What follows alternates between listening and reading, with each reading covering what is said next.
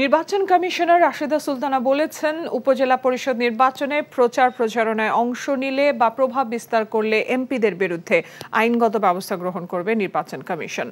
আর কোনো দল নির্বাচন বর্জন করলেও জনগণ স্থানীয় নির্বাচন বর্জন করবে না, সে আশা প্রকাশ করেছেন নির্বাচন কমিশনার আনিসুর রহমান। প্রতিনিধিদের পাঠানো তথ্য ছবিতে ডেস্ক রিপোর্ট।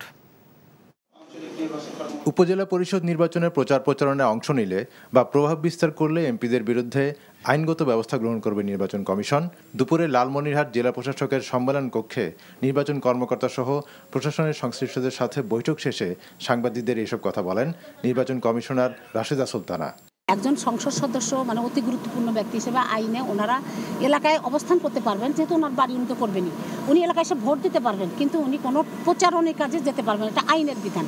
যদি উনি কারোর পক্ষে প্রচারণা করেন আর এটা যদি আমাদের নলেজে কোনোভাবে আসে, আমরা যদি তথ্য প্রমাণ সহ পাই, নিশ্চয়ই নির্বাচন কমিশন আইনগত ব্যবস্থাটা নিয়ে থাকে, নেবে, এটা নিয়ে কোনো কথা নেই।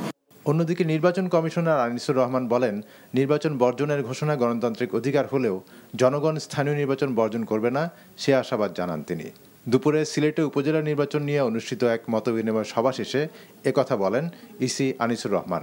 বর্জন যারা করছে তারা তো তাদের গণতান্ত্রিক অধিকার আছে, তারা বর্জন করতে পারে।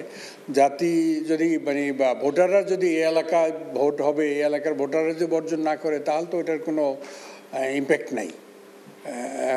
ভোটাররা নিশ্চয়ই বর্জন করবেন না, তারা স্থানীয় সরকার নির্বাচন, সেখানে তারা অংশগ্রহণ করবে, এটাই আমরা আশাবাদী। আহমেদ শরীফ, এনটিভি নিউজ ডেস্ক। বিকাশে কম খরচে ক্যাশ আউটের লিমিট বেড়ে 50,000, প্রিয় এজেন্টও 2টা।